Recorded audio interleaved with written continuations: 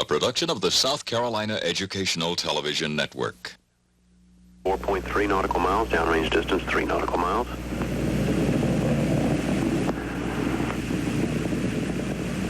Engines throttling up, 3 engines now at 104%. Challenger, go at throttle up. Challenger, go at throttle up.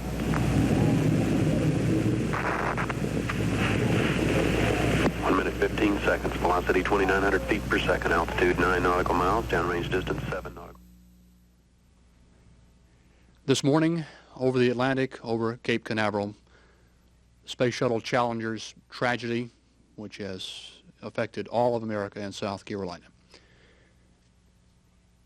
And on that flight, Michael Smith, born in South Carolina, and Ronald E. McNair, 35 years old, a brilliant physicist with a doctorate from MIT. Husband, father of a 3-year-old son and a 1.5-year-old daughter. Ron McNair, graduate of Carver High School in Lake City, South Carolina, dead in the explosion of the Space Shuttle Challenger this morning over the Atlantic Ocean. Good evening. This is a special edition of Carolina Journal dedicated to Ron McNair primarily, South Carolina's first astronaut to fly on the shuttle and only the second South Carolinian to fly in space. Charles Duke from Lancaster was the first, landing on the moon in 1972. Ron McNair epitomized the excellence of America's Space Corps, and let me spend a few minutes to tell you why. He went to South Carolina's public schools in the North Carolina A&T State, earning a Bachelor of Science in Physics. His doctorate from Massachusetts Institute of Technology, MIT, was awarded in 1976. He was a Ford Foundation Fellow, a Presidential Scholar, a National Fellowship Fund Fellow, a NATO Fellow, and winner of a 5 regional black belt karate championships. That was one of his hobbies. At MIT, McNair performed some of the earliest development of chemical and high-pressure lasers. Dr. McNair studied more on lasers in France. After MIT, he worked as a staff physicist with Hughes Research Labs in California. He was selected as an astronaut candidate by NASA in January 1978. In August 1979, he completed a 1-year training and evaluation period and served as a mission specialist on Shuttle 41B, which left Kennedy on February 3, 1984. It was aboard the Shuttle Challenger, which was his craft today. Dr. McNair's flight successfully at that time in 1984 deployed 2 satellites, and he personally operated the remote arm, which reaches into the cargo bay to move objects around. That flight was the first to land back on Earth at the Kennedy Space Center. On his return, Dr. McNair spoke to a joint assembly, and we'll show you some of that a little bit later. He was introduced by Governor Riley at that time. And on his return, he began training for his next mission. Dr. Ron McNair, astronaut, South Carolinian. What does this mean to the people of Lake City, his hometown where he grew up? Lake City, the largest town in lower Florence County, where his mother, Pearl McNair, lives. South Carolina ETV Sumter station, WRJA, went to Lake City this afternoon and has this report. Ron McNair's hometown of Lake City is in shock. We spoke to Mayor Carlton Gaskins. Well, it was, I guess, a little bit of complacency on my part, and I'm sure a lot of us have a tendency to feel this way after a string of successes that this program has had. I hadn't even considered that as a possibility. It was just a complete surprise, and I might say a devastating piece of news for me. We were not expecting anything of this nature and was looking forward to another successful flight. In your opinion, do you think this will affect the Nassau program? I definitely don't think it'll affect it in an adverse way. I think it'll make those people a little more determined to continue with the program and to get the bugs, whatever they are, out of it. As far as Ronald McNair is concerned, what does Lake City plan to do in memory of Mr. McNair? Well, we certainly are going to get the committee together that were so active and faithful in forming the Welcome Home Committee, the program for Dr. McNair, and we will be looking forward to their plans and recommendations, and whatever they decide to do, certainly will go along with it. Longtime friend and elementary school teacher Wilford Barr spoke of his close association with Ron McNair.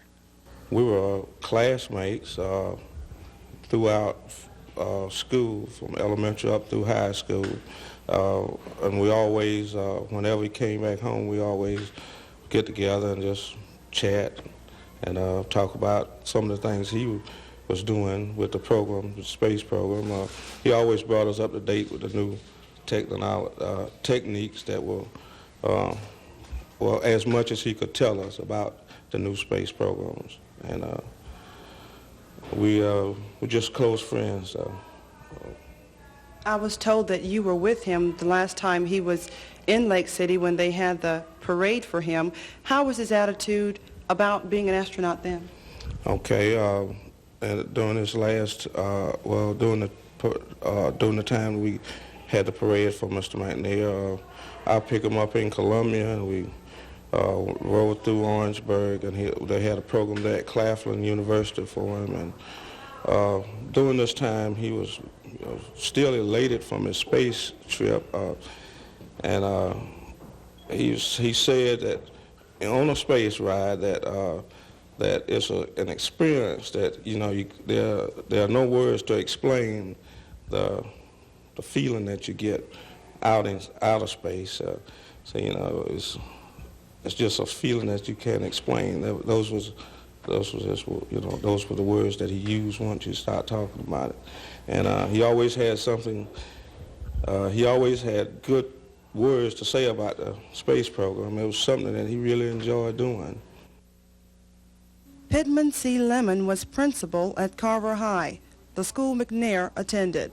I was in the den area when I heard it on the TV, and of course I was a bit baffled and wondered was I listening to the right news, and of course it kept coming, repeating itself then I became aware of the fact that it was he and the other 6.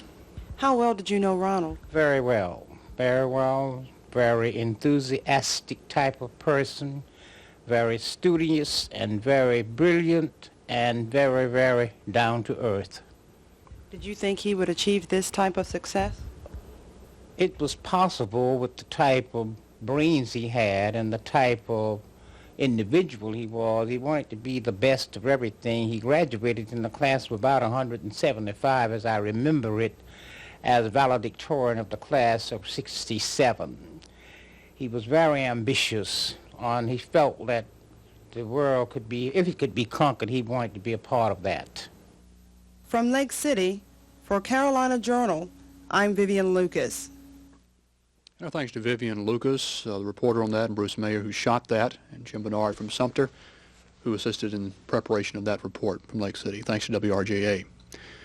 With me in the studio is the mother of South Carolina's last astronaut to fly in space.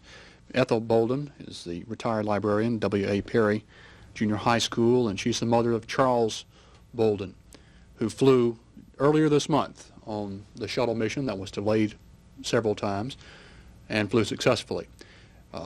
Sheila Johnson-Cheney from our staff spoke with the Boldens in Houston, and Jackie Bolden said that to thank all those from South Carolina who called and have their prayers for the NASA families. At this time, NASA astronauts have been asked to not make any public statements, but they do thank us in South Carolina for the prayers of this state for the NASA families. Ms. Bolden, this is certainly not an easy time for anybody, but as a mother of an astronaut and a man who's gone up this month on the previous mission, what do you have to say about this? How has this affected you? I'm sure it was a shock.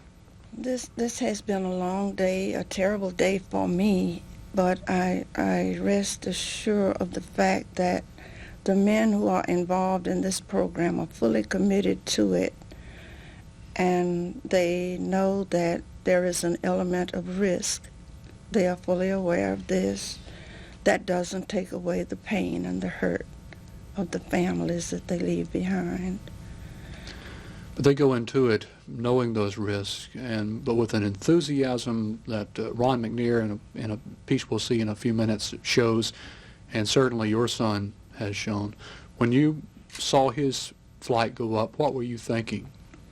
At the time, I was thinking that this is something that he wanted very badly. He's always wanted to do something for mankind. He does it when he's at work, and he does it when he is on his own.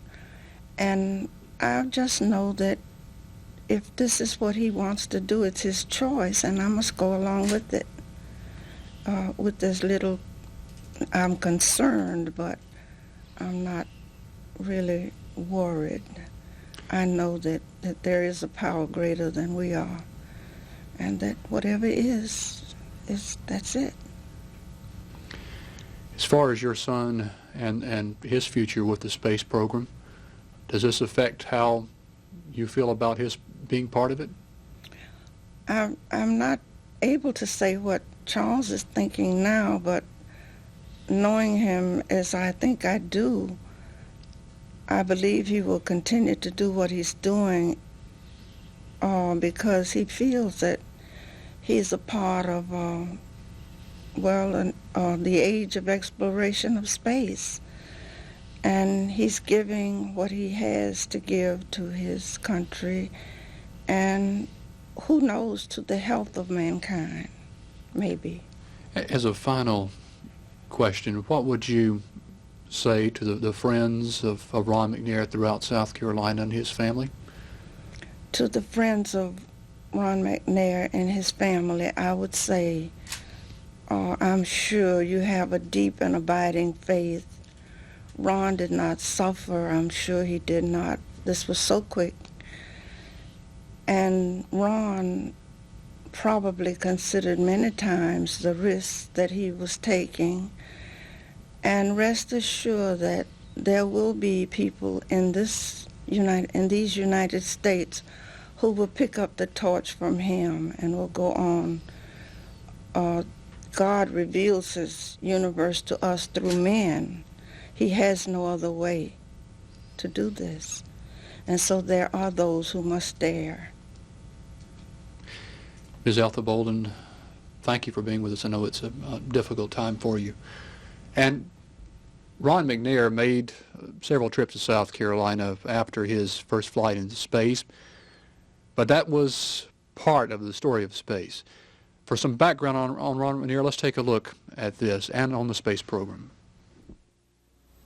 From the very beginnings of America's space program, there were risks associated with venturing into the unknown.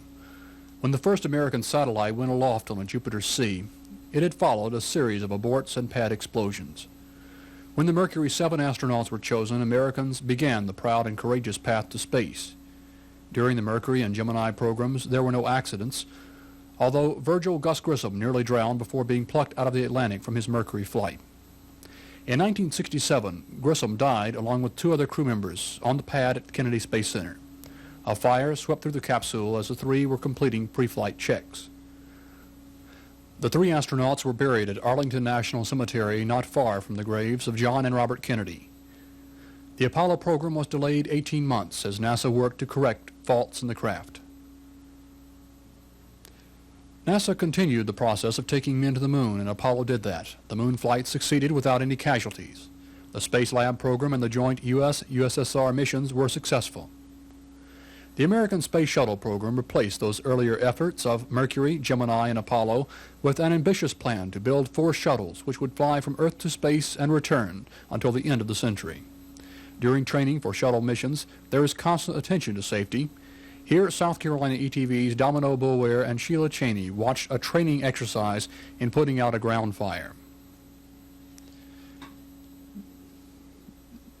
ETV's crew went with NASA trainer Alan T.J. to examine safety features in a shuttle mock-up at the Johnson Space Flight Center in Houston, Texas.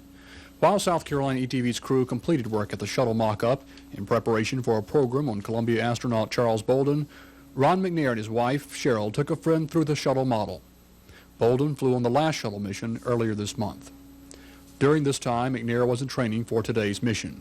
McNair's earlier flight in February 1984 was aboard the Shuttle Challenger. It was that shuttle which blew up today. Last year, Ron McNair visited Columbia, South Carolina after his flight, and ETV's Jobman Caravan did a piece on Dr. McNair. McNair was asked, what was it like to be in space? No words. I'm sorry, there just aren't any words.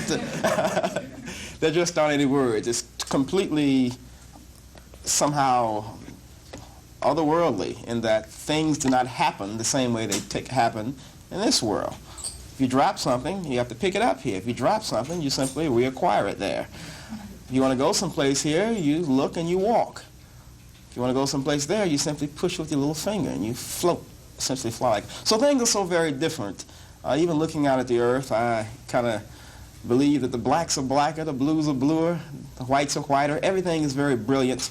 Sun rises in a matter of a few seconds and set just as fast. Beautiful colors, quiet, peaceful, and the whole experience of watching continents pass by the same way you normally watch cities go by is mind-boggling. You look forward to your next trip? Absolutely. More so than the first. You mentioned earlier in the press conference that you wrote in junior high school a paper of some sort. And was that the beginning of you realizing that you wanted to be an astronaut? No, that was not, but let me back up a little further. Okay. I was involved in practically everything under the sun and very, very genuinely interested in participating in any number of areas.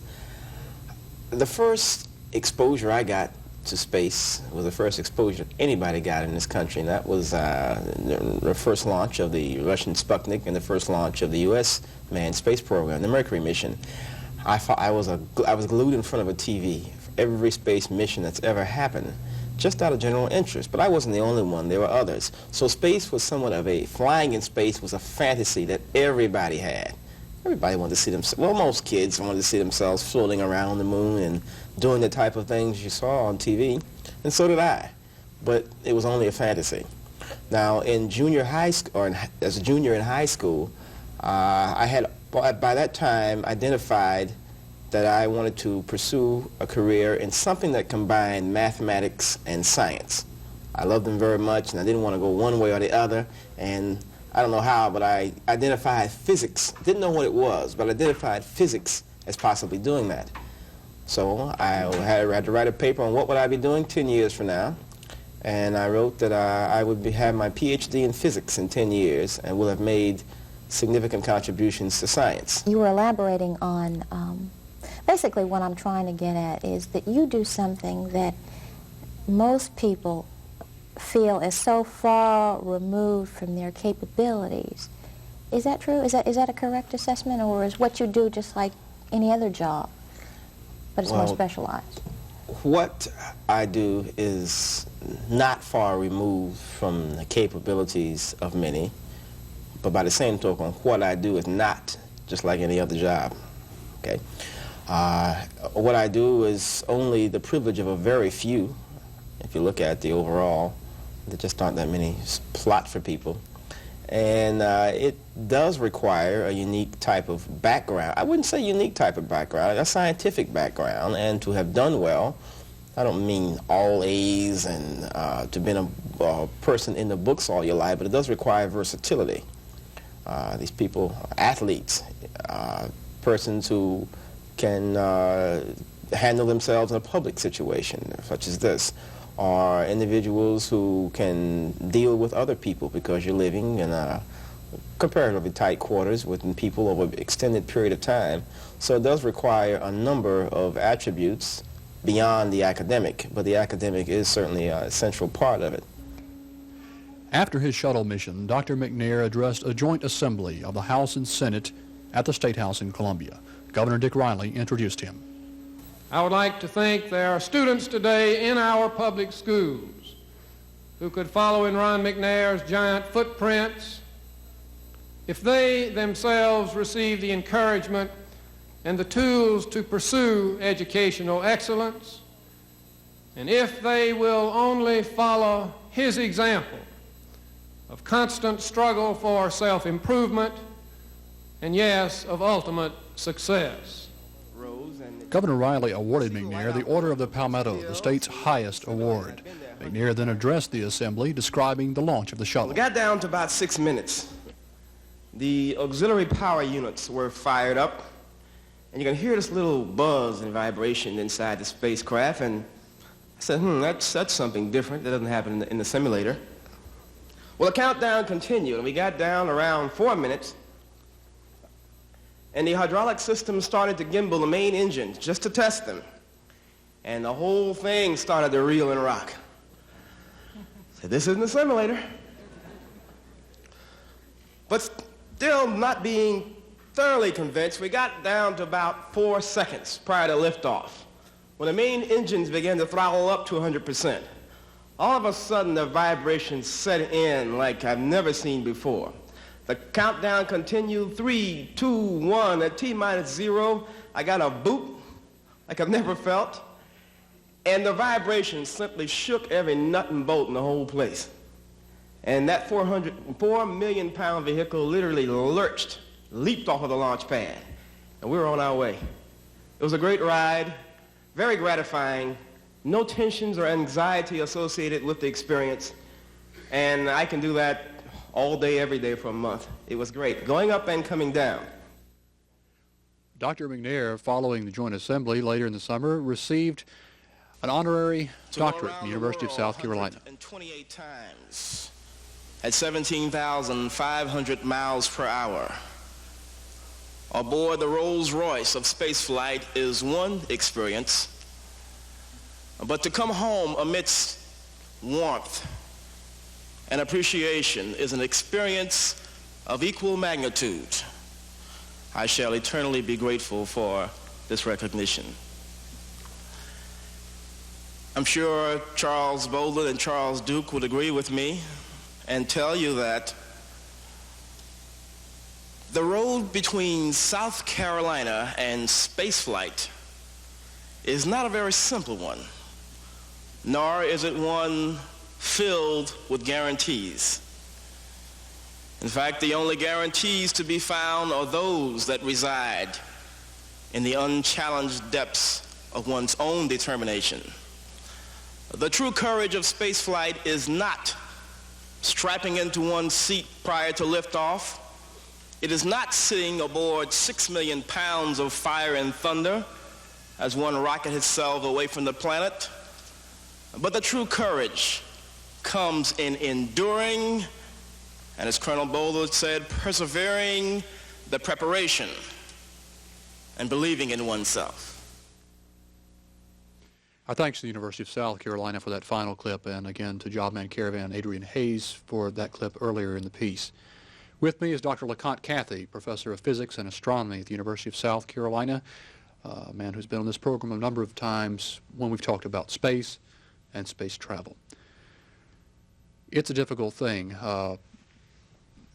Ethel Bolden said it, I think, very well earlier in the program, that this is an era of exploration, and there are risks. This is always true. I was discussing with a class today about the first employment of multi-tiered cannon on ships. The English built this large oak ship with multi-tiered cannon, and they forgot about the meta center of the ship, and it rolled over and sank. This is just an illustration of technology that advances, and there are hazards. It's implicit in the system. The people that first made nitrocellulose gunpowder, it was unstable. They didn't know how to put the modifiers in it, and they blew up cannons and pistols and everything else. But they persevered. It wasn't in the television cameras for an entire world to see. Does this change how people explore the unknown, how we continue space? Those earlier explorers were all by themselves, and there wasn't instant replay. Wait. You think they were by themselves. The problem is the whole society was behind them. Take, as they talked about Francis Drake today on the TV, and Cortez and other people like that, explorers, even our explorers here, Daniel Boone and people like that. They had a home base where there was a society psychologically supporting their effort. And this is, at the moment, the edge of scientific effort that, to my mind, signifies man's most noble endeavor. Here we are on the surface of this globe. We've raised ourselves to a state of sophistication now where people can see us instantaneously as we converse here. We should carry this forward because there are more globes to explore, and out in space are, as the man described right on the television, There is no gravity. We can make crystal structures we have only dreamed of. We can make nylon fabrics and other things without imperfections. There are all kinds of drugs can be synthesized out there we can't synthesize here because we can't suspend the molecular components. In other words, there are all types of scientific endeavors that can be done in the zero of gravity that exists in a satellite, as he was describing, we can't do on the surface of the Earth. Now, a lot of these are curiosities, but then the applications of everything, it's like the fella that invented a pitchfork that didn't have any tines on it. And it says, well, what's that for? He says, well, that's to put in the ground and stand and lean on, so my wife will think I'm really working in the garden. So you see, even though inventions look rather strange, they all wind up to have some application someplace. What do you think this will mean for the program when the Apollo fire in 1967 occurred? It set that program back. They held it back for 18 months, revising the Apollo craft and putting in additional safety measures. The time in this flight is the most critical time in the flight as far as the safety. Well, yes. What will it do to the space program? I doubt it will do anything. You see, at the moment, we have a tremendous impetus. Everybody keeps talking about the impetus. The main thrust here is the positioning of satellites so that as we converse, we can even be seen in Australia, South America, Europe, all over everywhere if a person wished to. Merely by focusing on a dish on the satellite out here, he can see what's going on. This particular information explosion is going to continue. Now, we're using video communication. The next edge after that is computer or digital communication.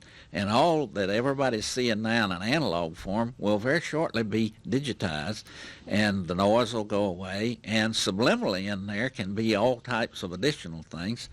And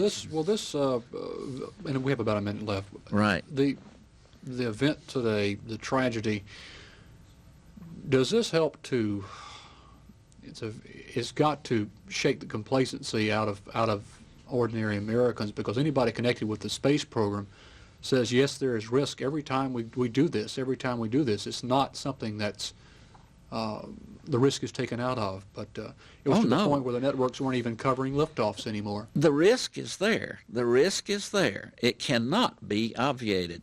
The thing that has to be done is the pre-flight check procedures have to be improved, or else certain interlocks or whatever to monitor the fuel setup have to be improved. In other words, the word to improve is there. In this case, as the pilot moved to full throttle, it blew up. That's the key thing. It put tremendous stresses on all of those components. He was given the authority, full throttle, bang, and that's the clue. We're going to have to find out what gave way in the instrumentation. Dr. Kathy, thank you, LeConte Kathy. Our camera went to the streets of Columbia today, Columbia, South Carolina, to find out what people think of this and how they heard. That's the first I heard of it. I'm sorry to hear it. Are you sure? It's just really shocking. I mean, I just can't believe it. It left me speechless. I'm sorry to hear about it, and all those there intelligent astronauts, lives sacrifice. Probably give Walter Cronkite another second chance, thinking about taking this trip with it. I don't think they should. I think they should just stick with the astronauts and wait till they have their program, get all the bugs worked out. It scared me. Just hearing it, I felt sorry for the families and people who are in the shuttle. And right now, don't really want to be an astronaut. I think they've got to do a lot of work. They've lost 7 lives, and that's a bad thing. I guess just people are just right now tarnished, and whether it will affect the NASA project or not, somehow will be affected. How or how strong, I will not know. Thank you for watching this half-hour special edition of Carolina Journal. We'll resume in just a moment with our regularly scheduled portion of the show.